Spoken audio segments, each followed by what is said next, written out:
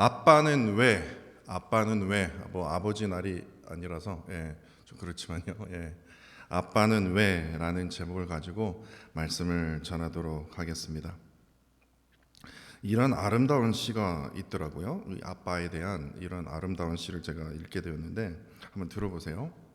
하나님께서는 높은 산에 강력한 힘을 지니셨고 큰 나무의 위풍당당함과 여름 햇볕의 따뜻함, 고요한 바다의 침착함과 자연이 지닌 관대함의 정신, 어두운 밤이 가진 포근한 품과 모든 세대의 지혜, 비상하는 독수리의 힘과 봄날 아침의 기쁨, 그리고 영원에까지 이르는 인내심까지 당신이 지닌 이 모든 걸 함께 묶어 불어 넣으시고는 더는 추가할 게 없었을 때 당신의 걸작품이 완성된 걸 아셨다네.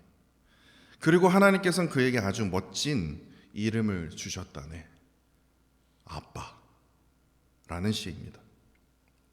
이 시를 통해서 우리가 느끼게 되는 것이 이 가정에서요, 이 아버지의 이 소중함, 그리고 또 이 아버지의 역할, 큰 나무의 위풍당당함, 강력한 힘, 높은 산의 강력한 힘, 고요한 바다의 이 침착함과 자연이 지닌 그 관대함의 정신, 그 어두운 밤이 가진 이 포근한 품, 모든 세대를 아우르는 그 지혜, 이게 바로 아버지의 이 소중함, 아버지의 역할이라는 거예요. 이걸 느끼게 돼요.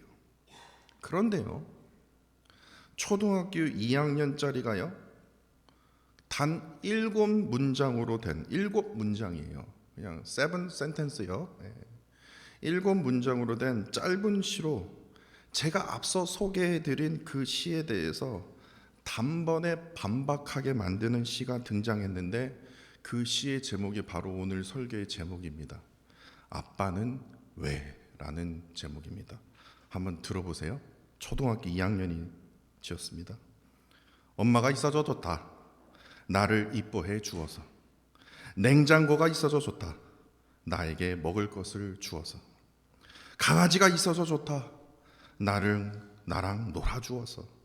그런데 아빠는 왜 있는지 모르겠다. 이거예요.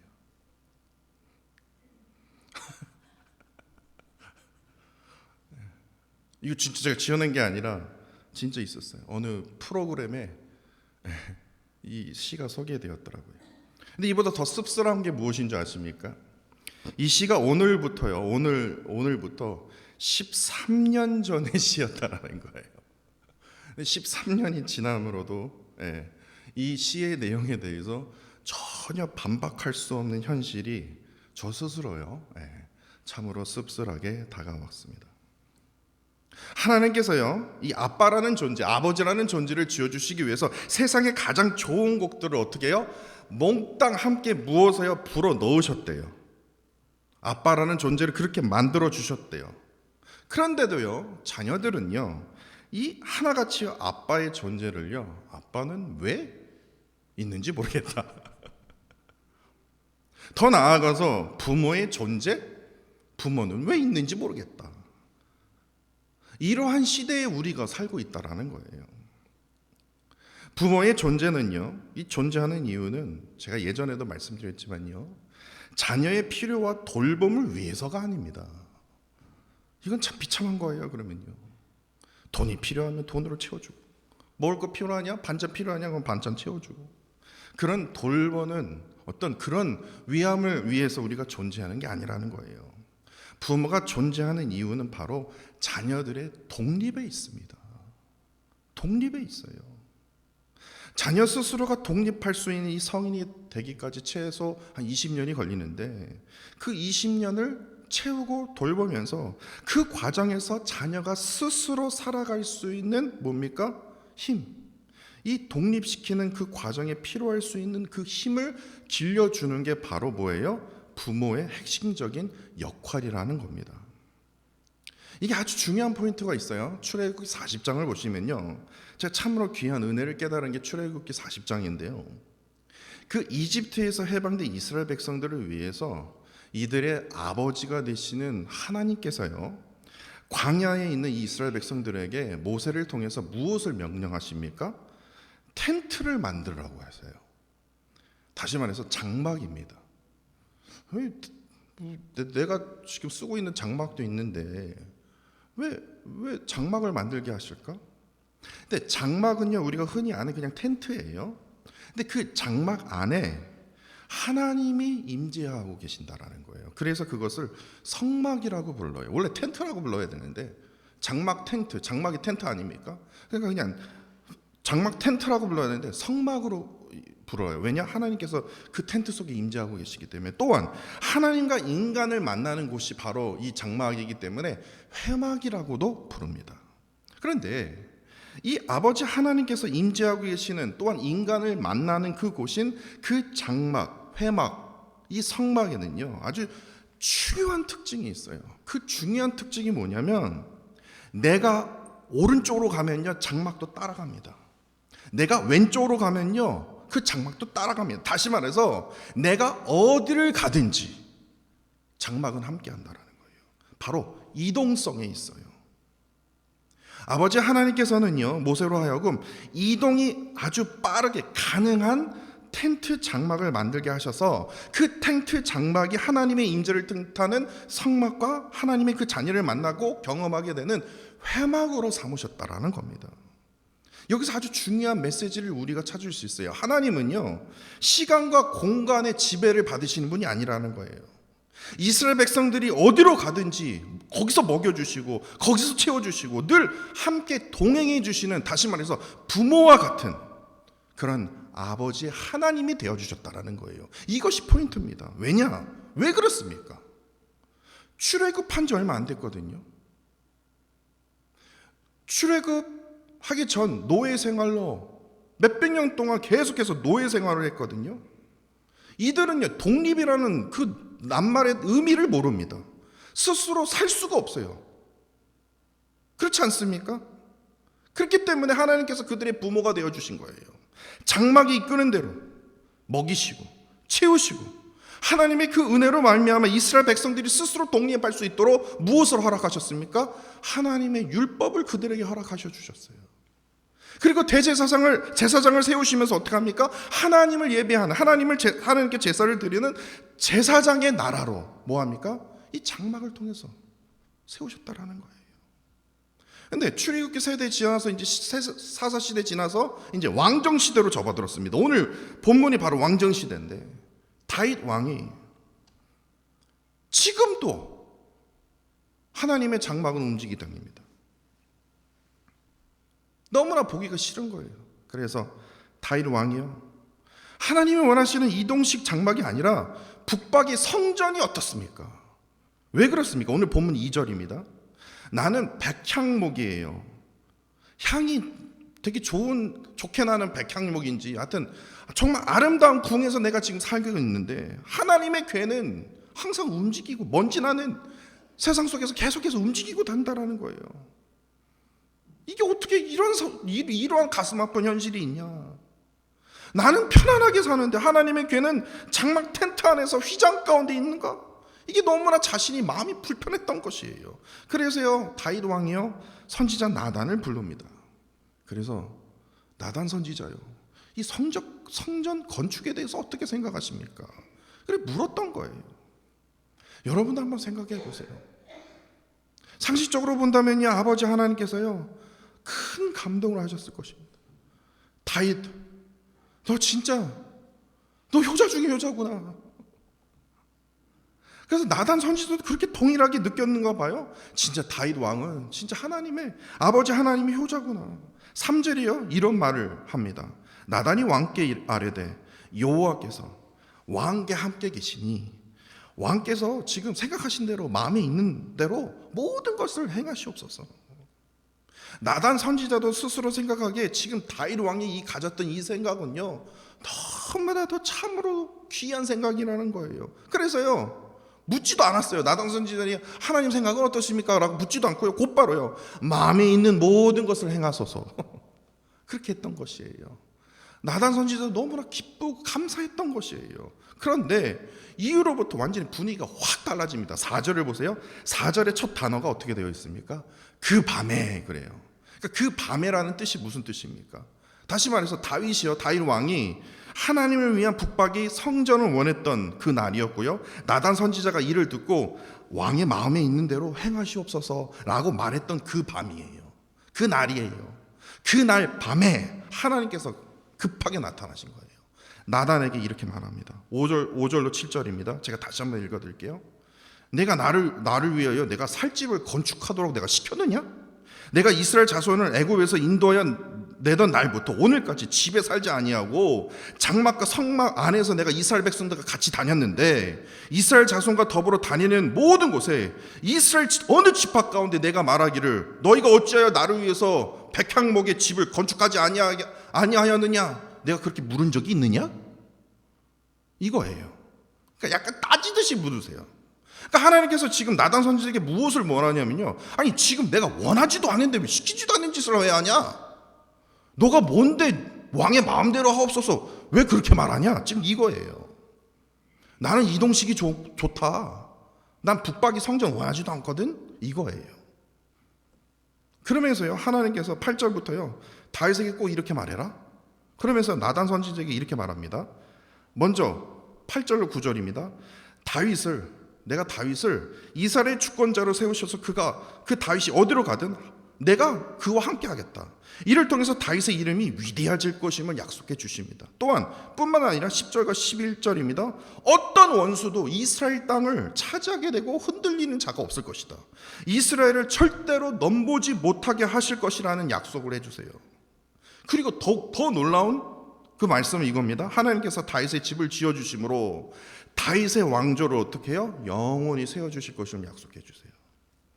뿐만 아니라 13절에요. 다윗의 아들이 하나님의 성전을 짓게 될 것이다. 다윗이 아니라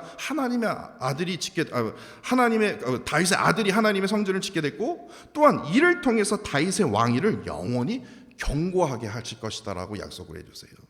그리고 이보다 더 놀라운 은혜가 뭔지 아십니까? 14절 후반절에서 15절을 보니까요, 왕이 죄를 범할 때가 있지만 그때는 징계하겠다. 하지만 적어도 사울 왕처럼 그 은총을 빼앗는 왕조를 무너뜨리겠다는 말을 내가 절대로 하지 않겠다. 다윗 왕조를 내가 영원히 내 집과 내 나라가 내 앞에서 영원히 보존되도록 내가 이 다윗의 왕위를 영원히 견고하게 할 것이다. 이거예요. 여러분도 아시는 말씀이죠. 여러분들은 이 하나님께서 다윗에게 약속하셨던 이 복과 은혜를 하나하나 살펴보시면서요, 읽어보시면서 또 오늘 지금 들으시면서 여러분들은 어떠한 생각이 드십니까? 저는 다윗 왕이 얼마나 부럽던지요, 이 구절을 묵상하면서 그냥 자연스럽게요, 하나님 저도 다윗처럼 똑같은 복과 은혜를 누리면 안 될까요? 하나님께서 내 집을 지어주시고 하나님께서 저희 집을 영원히 보존케 하시고 복과 은혜로 채워주신다면 얼마나 좋을까요? 그러한 기도가요 저절로 되더라고요. 그런데요, 이것은 다윗에게만 재팟이 터진 게 아니에요. 오늘 아주 중요한 구절이 담겨 있다라는 겁니다.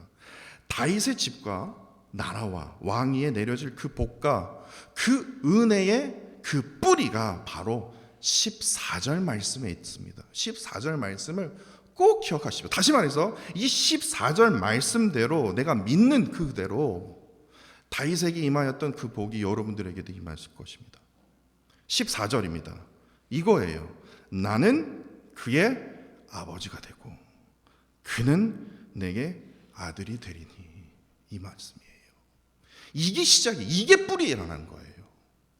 그러니까 복과 은혜 그거 부러워할 거 없어요. 이것만 되면요, 이 14절 말씀대로 되면, 다시 말해서 이 전능하신 하나님 아버지를요 그냥 그냥 하나의 조물주 이게 아니라 아버지로 삼는 자에게는요 어떻게 돼요? 다윗에게 임하였던 놀라운 그 복과 은혜가 우리에게도 뭐예요? 부어주신다라는 거예요. 우리 모두가 전능하신 하나님을 아버지로 삼고요, 아버지 하나님의 그 인도하심대로 살아가는 자녀가 될 때 타입보다 더한 복과 은혜를 우리가 누릴 수 있다라는 게 바로 오늘 본문의 말씀이라는 겁니다. 그런데 지금의 세상은 어떻습니까? 하나님이 나의 아버지가 되고 내가 아버지의 자녀가 되는 것을 완벽하게 거부하는 세상입니다. 앞서 소개했던 초등학교 2학년 아이의 시처럼요, 아빠는 왜 있는지 모르겠다 라고 여기면서요, 영적인 아버지 하나님의 그 말씀을 어떻게 합니까? 깊이 알려고 하지도 않습니다. 왜냐? 왜 있는지 모르기 때문에. 기도로요, 아버지 하나님을 부르짖지도 않아요. 왜냐? 아버지가 왜 있는지 모르기 때문에. 이러한 안타까운 현실 속에 있다라는 겁니다. 안타까운 현실 속이에요. 다시 말해서 진정한 아버지 하나님이 내 안에 없으니 내 안에 복이 없어요. 내 안에 은혜가 없어요. 세상에 살면서 영적으로 스스로 독립된 그 신앙생활이 이어지지 않는다라는 겁니다. 왜 그렇습니까?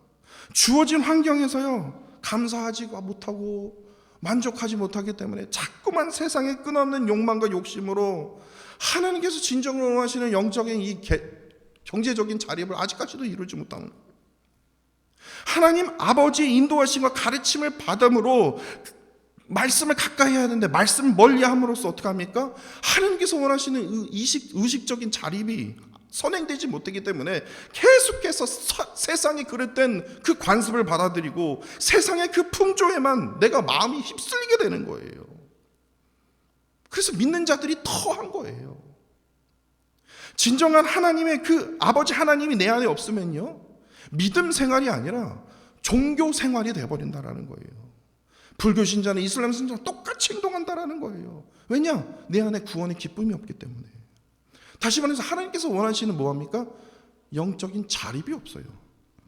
다시 말해서 독립을 찾을 수가 없다라는 거예요. 이런 안타까운 마음이 들었어요. 여기까지 설교를 딱 썼어요. 이제 결론이 남았거든요. 근데 결론을 어떻게 해야 될지 고민이 되는 거예요. 그때가 어느 때였냐면요, 화요일이었습니다. 그래서요, 시계를 딱 보니까 애들을 픽업할 시간이 됐더라고요. 그래서 부랴부랴 책가방을 챙기고 아이들을 픽업하고 아이들을 샤워시키고 또 시간을 보니까 김시현 집사 졸업 연주회가 있네. 그래서 연주회로 갔어요. 제 마음은요, 온통 김시현 집사님 오늘 이 졸업 연주회가 잘 끝나기를 원합니다라고 기도를 해야 되겠지만 이걸 결론을 어떻게 내야 되지? 너무나 답답한 거예요.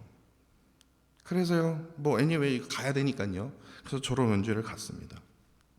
우연히 2층에 가장 가까이에서요, 이 집사님의 지휘와 합창단의 노래를 들으면서 제가 깨달은 게 있었어요. 하나님께서 인간에게 주신 것 중에 가장 귀한 선물 중에 하나가 바로 우리가 노래하는 목소리가 아닌가라는 생각이 들 정도로 이 합창단의 노래가 얼마나 아름답게 들리는지 이 답답했던 마음이 약간 씻어지더라고요. 그런데요, 하나님께서 왜 결말을 저에게 깨닫게 안 하게 하셨던, 기다리게 하셨던 그 이유를 제가 깨닫게 됐어요.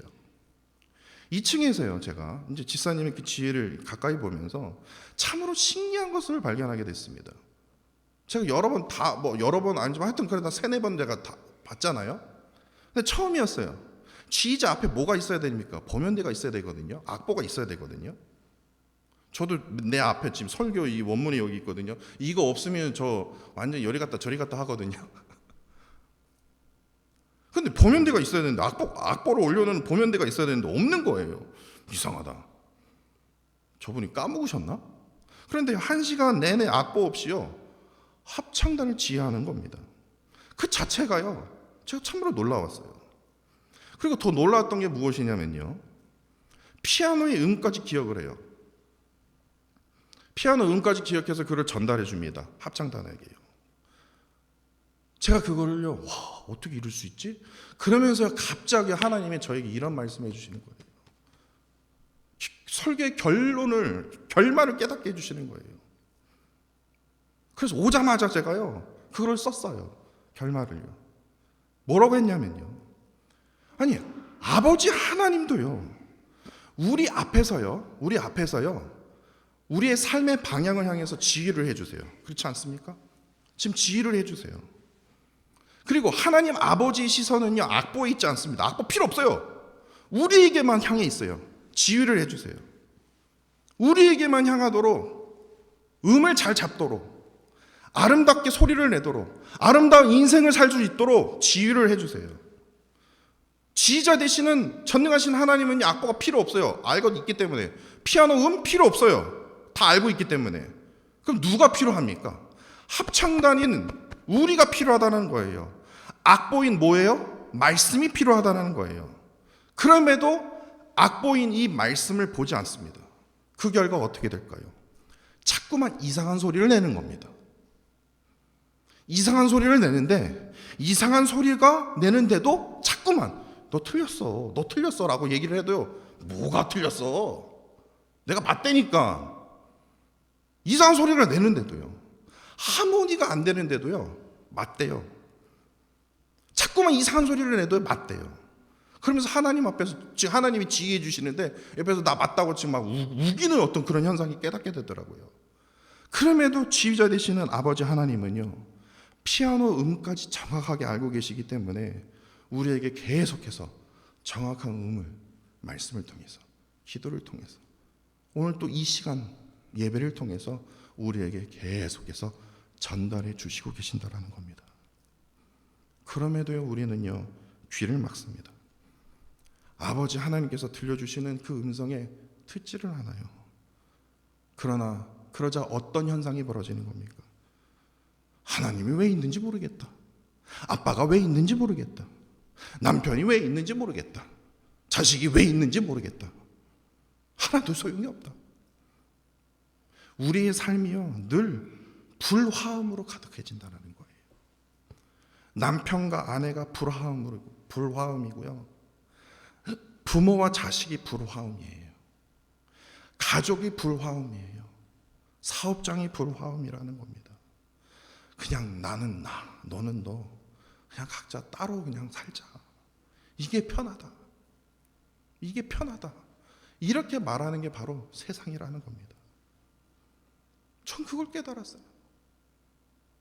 세상이요, 성경에는요, 진짜 그야말로 수많은 믿음의 가정들이 등장합니다.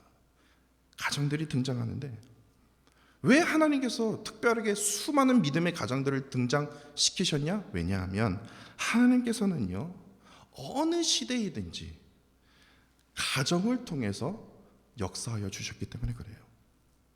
하나님께서 처음 우리에게 주신 것도 무엇입니까? 가정입니다. 이 세상에 태어나는 모든 인간의 출발점도 어디입니까? 가정입니다. 모든 인간의 역사 또한 어디서부터 시작이 됩니까? 가정에서부터 시작된다는 겁니다. 이게 무엇을 의미합니까? 아버지 하나님께서는요, 우리 모두를요, 그분의 자녀로 삼기를 원하신다라는 거예요. 자녀로 삼아서 어떻게 훈련을 하시냐? 우리가 영적으로 스스로 독립하도록.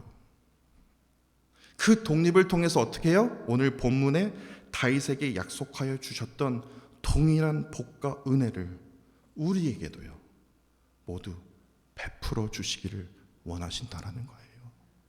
그 지휘자 되시는 그 전능하신 하나님께서 우리의 삶을 통해서 정말 아름다운 하모니를 내게 하신다라는 거예요. 그렇게 우리는 어떻게 해야 됩니까? 아버지, 그 하나님만을 붙들어야 된다라는 거예요. 아버지, 그 하나님만을 의지해야 된다라는 거예요. 아빠 하나님이 왜 있는지 모르겠다라는 그 말이 계속 들린다 할지라도 그 말에 이거 좀 맞는 말 아니야? 라고 흔들리는 자가 아니라, 동의하면서 살아가는 자가 아니라, 그 아빠 하나님의 그 인도하심과 그 보호하심을 늘 기억하며 살아가는 저와 사랑하는 성도 여러분들이 되시기를 간절히 원합니다.